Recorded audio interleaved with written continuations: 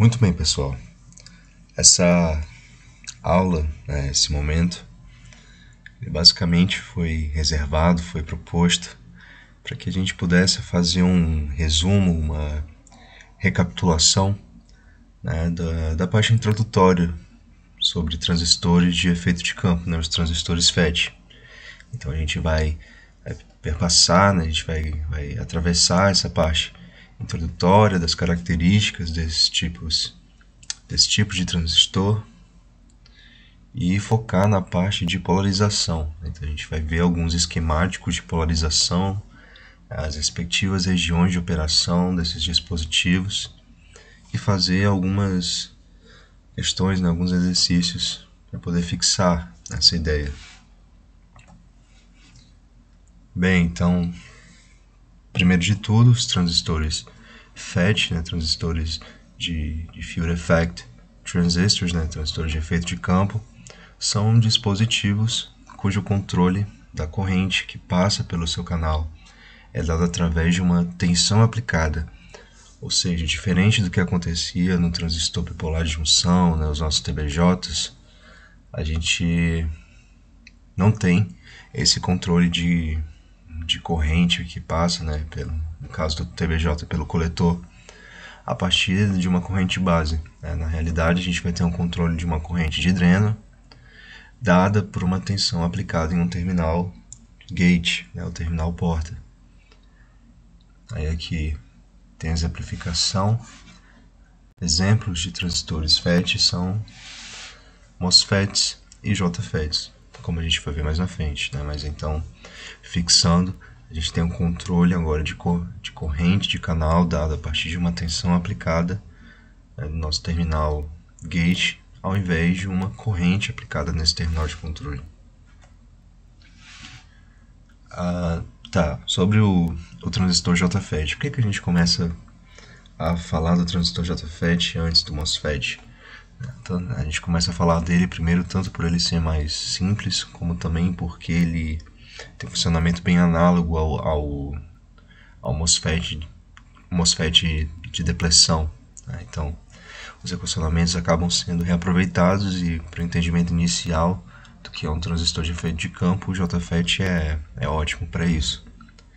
Então, ele é um transistor, ele é um dispositivo cujo canal ele tem aí um caminho source drain, um caminho dreno-fonte, onde eu vou ter um elemento semicondutor dopado. Aqui no caso da figura eu tenho um canal do tipo N, então eu tenho um JFET canal N, que interconecta esses canais esses terminais de dreno e fonte, e eu vou ter aqui um terminal de gate, um terminal de controle desse canal, a partir de uma tensão aplicada, como eu falei anteriormente. Então aqui, como é dito na descrição aqui, a corrente de dreno, a corrente DSS, tem seu controle dado pela tensão aplicada no terminal de gate e pelo ajuste da tensão VDS. Então, um conjunto desses ajustes me permite entrar em diferentes regiões de operação e controlar a corrente no meu canal, que no caso é igual nos dois terminais. Lembrando de que quando a gente tinha quando a gente tinha um TBJ, a relação da corrente de coletor com a corrente de emissor era dada ali por beta mais 1, então tinha um componente ali que distanciava essas correntes. Aqui não, basicamente elas são iguais, até porque pela própria imagem a gente vê que o canal ele contribui para isso, e quando a gente chega nos MOSFETs, a gente vai ver que também a justificativa disso acontecer é porque a gente vai ter uma simetria nesses terminais. Esses terminais eles são simétricos, como ocorre aqui também no JFET.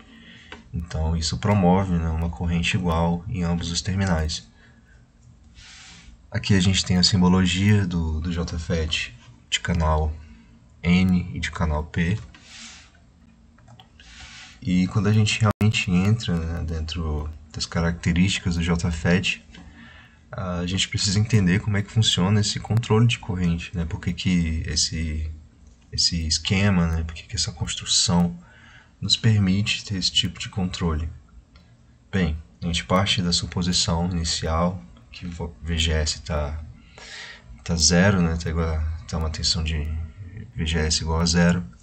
E conforme a gente aumenta a VDS, a gente vai vendo que essa região de depressão, né, entre o meu material semicondutor do canal e o material semicondutor de dopagem oposta aqui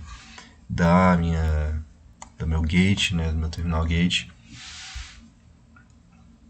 tem um aumento nessa região de depressão por causa dessa tensão VDS aplicada, né? Conforme eu aumento o valor de VDS, eu vou ter aí um aumento, né, da minha região de depressão causada aí pela diferença de dopagem entre esses dois materiais, né, e reforçada por essa tensão.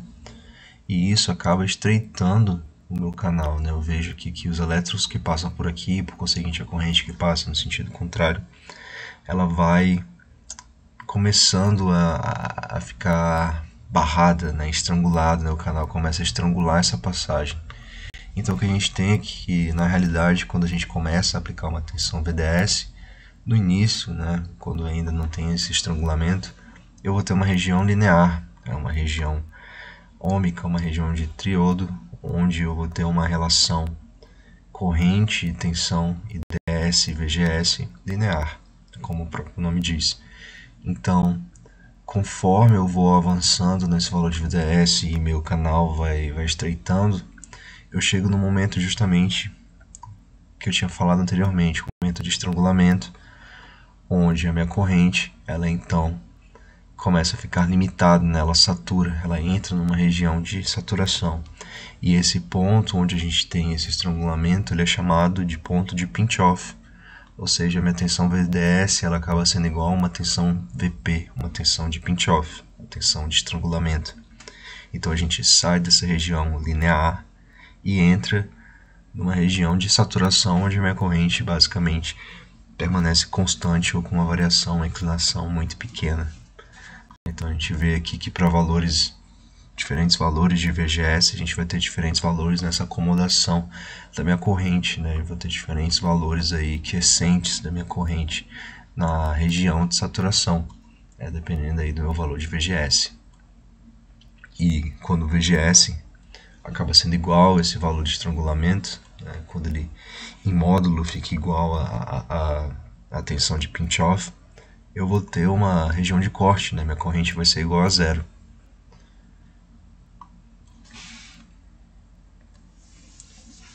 Ok, então a gente já começou a vislumbrar essas zonas, né? Mas agora, falando propriamente, né, das regiões de operação do transistor de alta FET, a gente acaba lembrando muito, né, do que a gente viu com o TBJ, né? A gente tem aquela região linear, onde a corrente e a tensão elas são relacionadas diretamente, né? São diretamente relacionadas, proporcionais por esse valor de inclinação da reta, né? E dependendo, né, do meu valor de VGS, acaba tendo essa relação, perdão, de ID e VDS, né? Acho que eu falei VGS, mas a relação entre ID e VDS, inicialmente linear, né, para valores pequenos de VDS, tem essa inclinação aqui, né, dependente aí de VGS também. Então eu vou ter uma região ômica, né, uma região de triodo, que é quando o VGS é negativo ou igual a zero, né, menor ou igual a zero, mas ainda não chegou aqui no valor de pinch-off, né? Então eu tenho aí uma possibilidade de transitar aqui nessas três regiões quando o VGS acata, né, esse requisito, né? Eu consigo entrar aqui na região ômica, conforme eu vou aumentando o VDS, entro na saturação, e se o VDS ultrapassa, né, meu valor máximo, que é estabelecido pelo fabricante, eu tenho aí uma ruptura, né? Então eu tenho uma região ômica, que é estabelecida com o número 1, uma região de saturação, que é o número 2, e uma região de ruptura, que é o número 4, além da região de corte, né, que é quando o VGS aí ultrapassa em módulo, né, o valor de VP, né, mas aí VGS negativo, claro. Então, ainda falando sobre essa questão da saturação, né, a curva de saturação do meu transistor e os diferentes valores que essa corrente pode assumir dependendo da variação agora de VGS. Consigo criar a minha curva de transferência do meu transistor a partir disso daí. E consigo assim também encontrar meus pontos quiescentes, meus pontos de operação quando em regime contínuo do meu circuito polarizador. Aqui eu tenho a relação da minha corrente de coletor com a minha corrente de base do meu TBJ. A gente lembra aí que é uma relação linear, né? Uma relação proporcional, onde a minha constante beta ela agrega dentro da minha variável de controle IB, né? Minha corrente de base, né? Dentro do meu terminal de controle, que é a base do TBJ. Já no contexto dos transistores de efeito de campo, eu tenho que as minhas constantes acabam sendo minha corrente de saturação e minha tensão de pinch-off, e a minha variável de controle agora é minha tensão VGS, né? Então a gente observa aí que o terminal de controle é o gate, né? Análogo à base, mas em vez de eu ter um controle por corrente, eu tenho um controle por tensão, né? Como eu já venho repetindo aqui nessa aula. E essa relação ela não é linear, né? A gente tem um elemento aqui exponencial, né? Ela é uma relação quadrática. Então, quando a gente esboça essa corrente ID, a gente tem aqui esse comportamento, né, onde a gente tem aqui o valor que quando o VGS é igual à minha tensão de pinch-off, eu vou ter minha corrente ID igual à minha corrente de saturação, né, esse elemento aqui me dá minha corrente acaba sendo zero, né, quando minha tensão de VGS acaba sendo igual à minha tensão de pinch-off, eu vou ter esse elemento aqui zerado e minha corrente zerada, né? Porque eu entro na minha região de corte. Agora, quando minha tensão VGS é zero, eu tenho lá meu máximo aqui da minha corrente de saturação, né? Bem aqui, ok? Que é justamente IDSS, né? Aqui dentro do equacionamento. Bem, quando a gente entra agora de fato na polarização do transistor JFET, eu repito o que eu falei na aula anterior, né, de polarização de transistores de junção bipolar. A polarização é um esquemático, circuito proposto para que a gente possa regular a região de operação do nosso circuito com vantagens ou desvantagens e customizações dentro dessa topologia proposta, né? Aqui a gente tem o primeiro exemplo, que é a polarização fixa, onde eu tenho aí uma proposta simples, né, de fácil implementação e cuja resolução, né, determinação da corrente de dreno pode ser feita facilmente a partir do meu esboço de curva, porque eu tenho uma curva aqui vertical, né, como a gente vai ver mais para frente. Por quê? Mas antes disso a gente olha para cá, né, a gente vê aqui que o circuito tem aqui um resistor RD, um resistor de dreno e um resistor de gate e uma tensão dedicada, né? Então existe uma fonte DC dedicada à polarização desse terminal. E aqui no meio, como a gente vai ver nos outros exemplos, a gente tem uma simplificação desse circuito, porque agora a gente está fazendo uma análise DC, né? Então esses elementos aqui passivos, esses capacitores, eles acabam sendo dispensados, né? Podendo ser dispensados. E como não havia mencionado, né? Mas a minha corrente de dreno é igual a minha corrente de source, né? Na verdade eu havia mencionado, né? Minha corrente de gate ela é irrisória, então a gente considera ela zero, e isso é um fator que contribui também nessa interpretação da corrente de dreno e fonte serem iguais. Então, como a minha corrente de gate é zero, eu consigo também eliminar esse resistor aqui RG, porque a queda de tensão nele é inexistente, né? Eu não tenho corrente passando por ele. Então, no meu equivalente eu tenho a minha tensão VGG, né? Minha tensão aqui de gate, sendo igual aí a menos VGS, né? Então VGS sendo igual a menos VGG. Por isso que a gente tem essa reta aqui vertical, né? Basicamente sabemos que VGS é igual a menos VGG, traçamos esse valor aqui esboçado e na intersecção com a minha curva de corrente, né? Minha curva quadrática, eu encontro aí meu valor de corrente de dreno quiescente. É bem fácil, né? Por isso que acaba sendo bem fácil encontrar esse valor pela curva, né? Segundo exemplo, autopolarização, né? A polarização do transistor transferente de campo por autopolarização, ela elimina essa necessidade da fonte dedicada e utiliza aí da tensão aplicada no resistor agora de fonte, né? Eu acabo tendo um resistor de fonte. Na simplificação eu tenho aqui VGS, né? Quando a tensão VG está aqui diretamente ligada ao referencial, VGS acaba sendo menos ID RS, né? Pela lógica, né? VG igual a 0, VGS é igual a VG menos VS. Então eu vou ter 0 menos VS. E VS é a queda de tensão no meu resistor RS, né? Por isso que acaba surgindo esse sinal. Então, eu tenho o seguinte, eu tenho um elemento ID que compõe VGS. Se a gente volta aqui na nossa equação de Shockley, né, que é a equação que descreve essa relação aqui de ID com VGS, né, quando eu substituo VGS por RS e D, ou melhor, menos RS e D, eu vou ter uma equação de segundo grau, né, com a minha variável, meu x, sendo ID. Então, uma resolução que não é... Tudo bem, ainda é simples, né, mas é um pouco mais trabalhosa. Mas aí a gente tem um recurso ainda do gráfico, né? Só que agora o gráfico ele não vai ser uma vertical que nem era na polarização anterior, né? Na polarização aí fixa, né? Onde a gente tinha essa reta aqui. Agora a gente vai ter uma reta inclinada. Por quê? Eu tenho menos ID RS, ok? Então eu tenho uma relação de inclinação dada aí pelo meu resistor de fonte. E o que eu faço é supor uma corrente. Aqui foi suposta uma corrente como sendo a corrente de saturação sobre 2. E a partir da inclinação de RS eu traço essa curva, né? Eu sei que eu consigo encontrar esse ponto aqui, né? Assumindo ID igual a IDSS sobre 2, enquanto meu valor de VGS correspondente acha esse ponto. E um outro valor, né, seria na origem, né? Quando VGS é igual a 0 e D é igual a 0 e vice-versa, né? Então a gente sabe que tem um ponto na origem aqui dessa curva, dessa reta, perdão. E a intersecção das duas me entrega meu ponto quiescente, meu ponto de operação quiescente do meu transistor. Ok?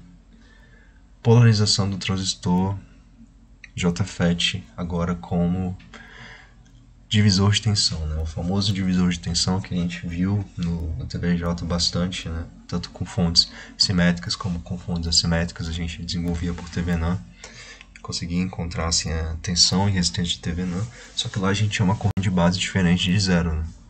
Como aqui a gente tem uma corrente de gate igual a zero, a gente tem uma simplificação nessa análise, digamos assim. De novo, a gente nos interessa pela equação de Shockley saber o valor de VGS para poder encontrar ID e vice-versa. Então, precisamos de VG e VS para poder encontrar esse VGS. Sabemos que VG, então, aqui pode ser dado por um divisor de tensão simples. Então, temos aqui o equacionamento como sendo R2 vezes VDD, sobre a soma desses resistores em série. E VGS, então, vai ser igual a VG menos VS. E VS, novamente, é a queda de tensão no meu resistor de fonte. Então, aqui eu adiciono ainda um elemento mais complicado quando eu coloco isso daqui na equação de Shockley. Novamente, vou ter uma equação quadrática. Só que um pouco mais chato ainda, porque eu tenho VG. Né? Eu vou ter que fazer uma manipulação maior, uma expansão maior, né, desse quadrado. Então, quando a gente traça essa reta, né, continua sendo uma reta, só que agora ela é uma reta com offset, ou então uma reta deslocada. Né? A gente vê aqui que quando ID for igual a 0, meu VGS vai ser igual a VG. Então, para isso daqui ser uma reta de inclinação dada por RS, obviamente agora eu não vou ter esse meu ponto na origem, né? Até porque a corrente não vai ser 0 quando o VGS for igual a 0. Ela vai ser... Isso daí vai acontecer quando VGS for igual a VG, né? Então, o que ocorre é que eu vou ter de novo esse desenho da minha reta e a intersecção para achar meu ponto quiescente, né? Mas também o desenvolvimento matemático não está errado, pode ser feito, só é mais trabalhoso, né? Caso não tenha aí o fornecimento da curva. Agora, falando de fato do transistor MOSFET, né? Primeiro do MOSFET de depressão. Ele é um transistor com um canal estabelecido, diferente do MOSFET de intensificação ou enriquecimento, como vamos ver mais na frente, e ele também é diferenciado, caracterizado por VGS menor do que zero, ok? Aqui tem a simbologia dele, aqui o diodo equivalente aqui que aparece aqui nessa relação PN ou NP, dependendo se ele for um transistor de canal N ou P, né? Então está aqui a simbologia.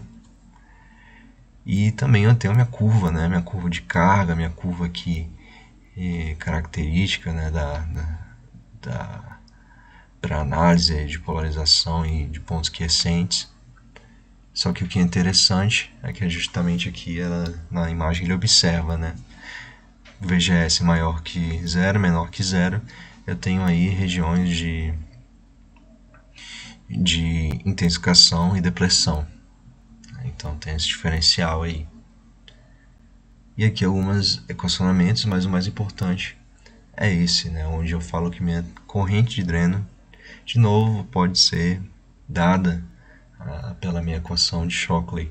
Claro que isso daqui provém, né, surge aí de uma série de desenvolvimentos envolvendo física de semicondutores, envolvendo a interpretação desse canal, das variáveis, né, de largura, de comprimento, né, da propriedade do óxido, né, da capacitância do óxido, enfim, como são melhor, né, observadas aí no MOSFET de intensificação. Mas basicamente a gente tem que o MOSFET de depressão, ele é muito semelhante, né, ao funcionamento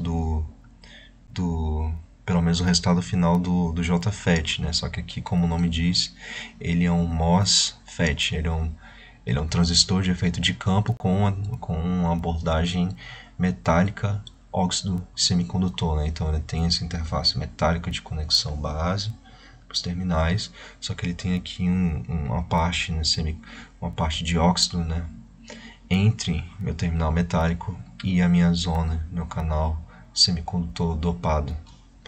Então por isso que ele tem essa denominação. Então não tem um contato direto entre o metal e o canal, como acontecia no JFET. Perdão, aí novamente voltando aqui até a curva, né, considerando o canal N é igual ao do JFET, né, conforme o VGS diminui, ele vai tendendo ao estrangulamento aqui do meu canal, só que agora com o efeito dessa tensão aplicada aqui, reagindo com o meu óxido, né, interferindo aqui na minha zona de depressão, para o estrangulamento desse canal. Aqui temos o MOSFET de intensificação ou enriquecimento, onde não temos justamente o meu canal de início, né, ocorre para VGS maior que zero.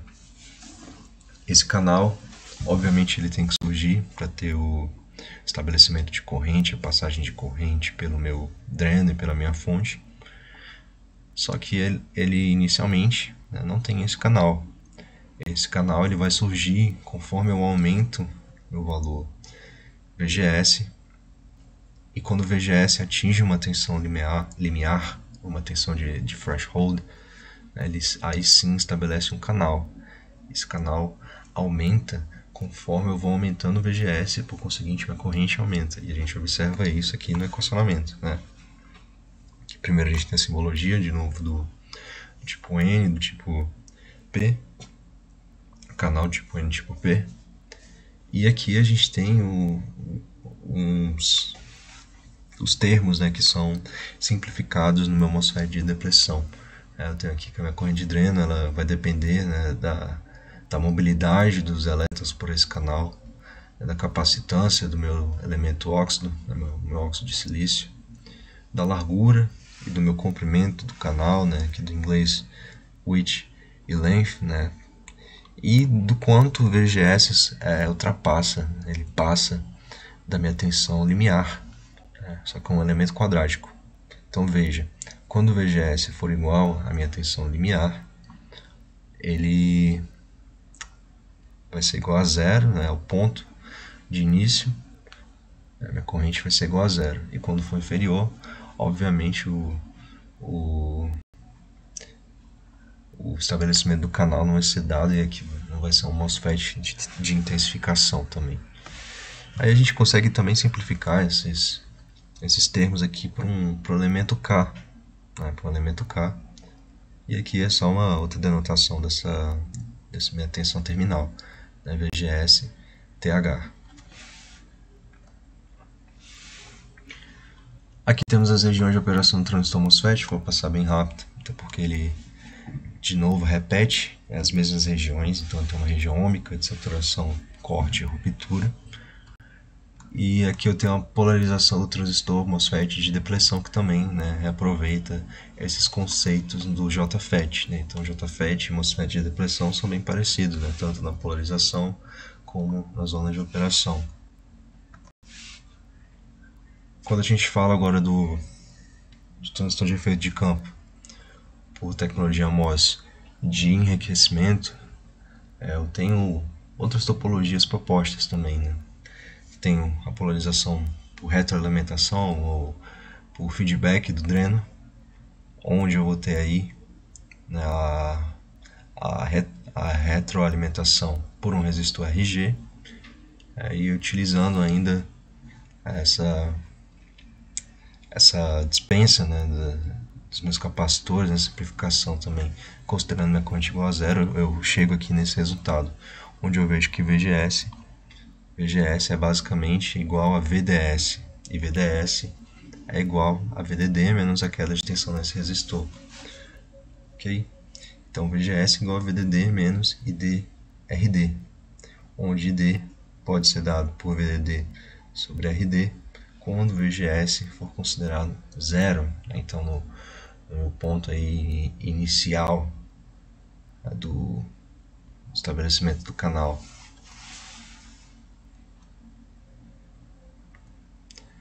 E também por divisor de tensão. Então, já estamos bem familiarizados, né? Indo agora para a parte de exercícios, a gente tem esse primeiro exercício que ele é mais para observar algumas coisas. Ele tem alguns valores, mas o principal dele é saber aqui que eu tenho uma topologia aqui de polarização, pode ser simplificado de tal maneira, e é pedido para que os gráficos sejam esboçados, né? Aqui eu tenho, se a gente voltar para cá, uma autopolarização. Vejam,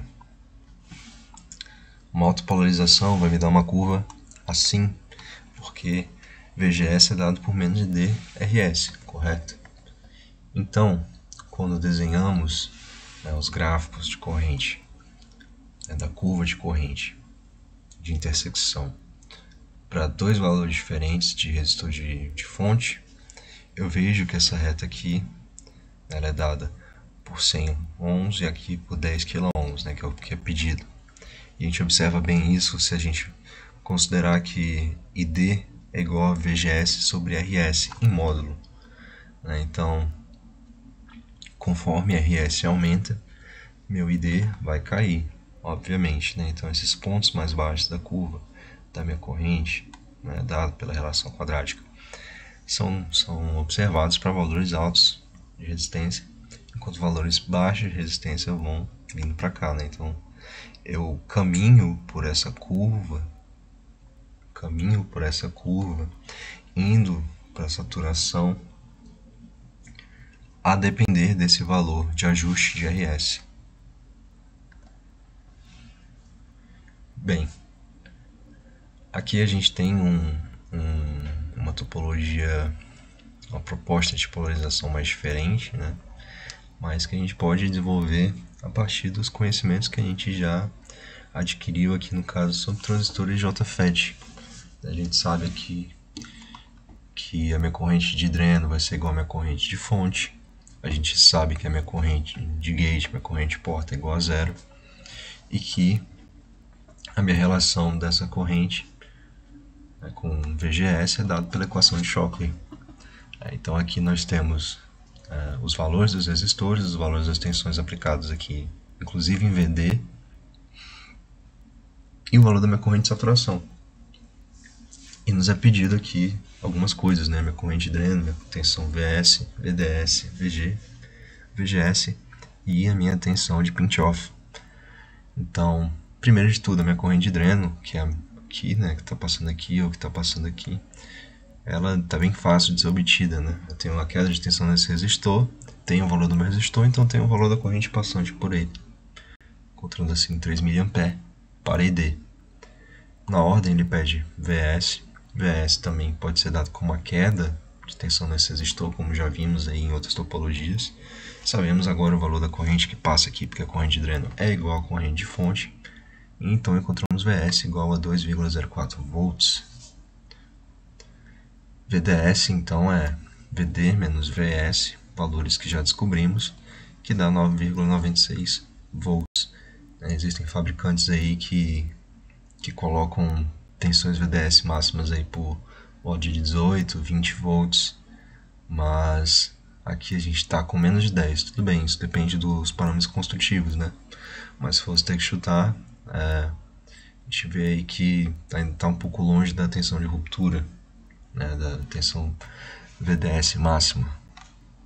Na ordem ele pede agora VG. VG, né, como a gente sabe que essa corrente aqui é zero, e isso daqui é basicamente o mesmo desenho do divisor de tensão, né, se fosse aqui, só que só está jogado aqui para o lado.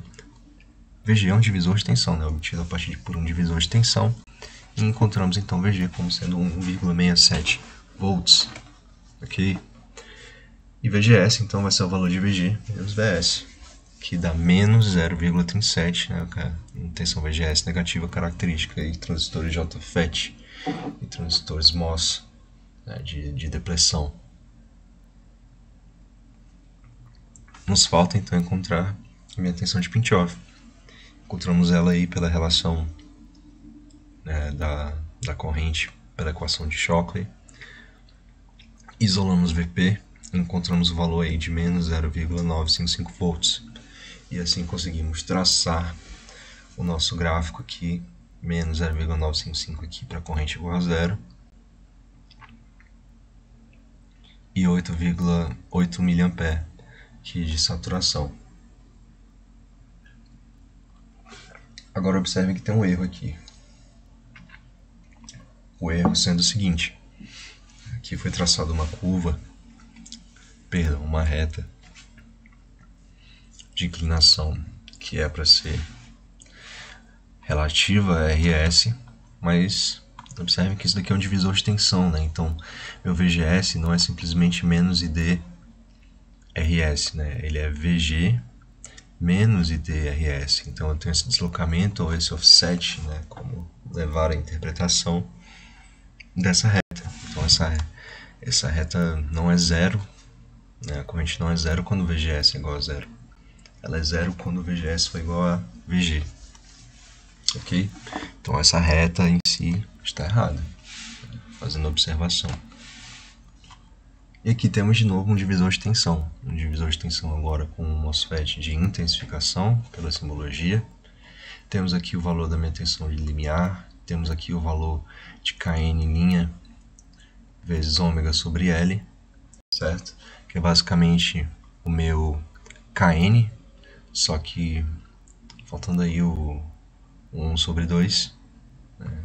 Ou seja, Kn' vezes ômega sobre L é igual a 2 vezes o valor do meu K, né? Então ele aqui acaba sendo dado por 1 mA por volt quadrado, né? A minha unidade, ok? Porque eu tenho uma relação quadrática na equação, então esse vai cancelar aqui o volt e é dada a minha corrente nesse resultado, por isso que é o ampere, né? Então aqui a análise de grandezas, né, dessa constante é dada dessa forma.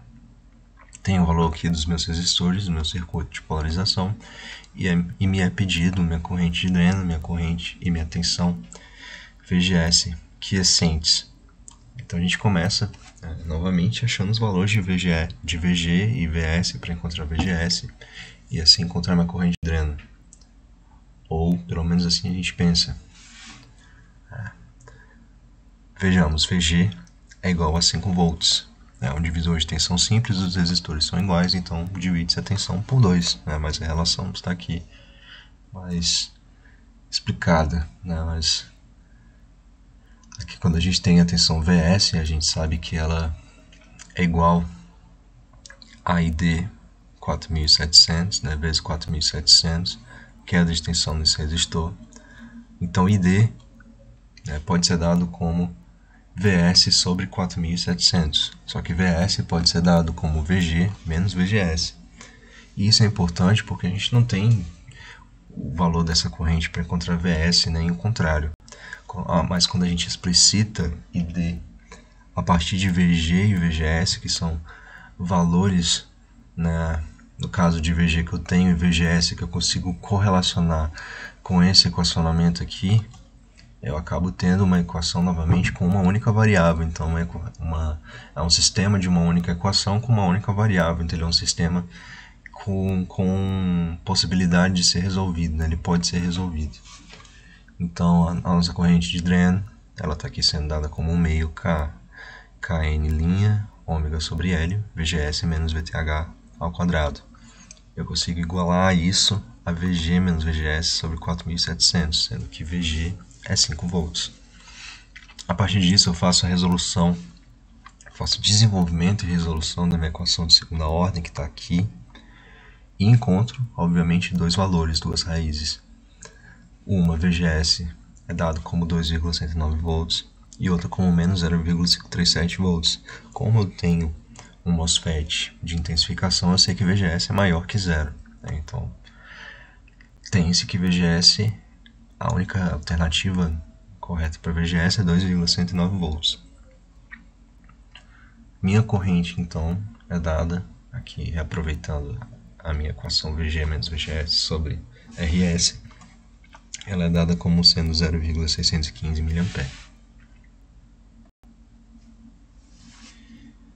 Aqui agora temos um divisor de tensão de novo com o MOSFET aí de canal N de enriquecimento, onde eu tenho minha tensão limiar e aqui eu tenho minha tensão VGS on e minha corrente ID on. O que isso significa?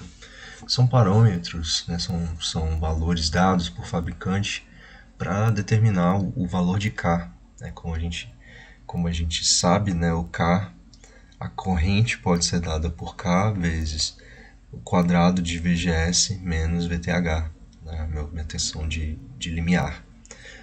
Ao determinar uma tensão VGS e uma corrente relacionada a esse ponto, eu consigo assim determinar o meu valor K, que é constante, um parâmetro constativo do meu transistor.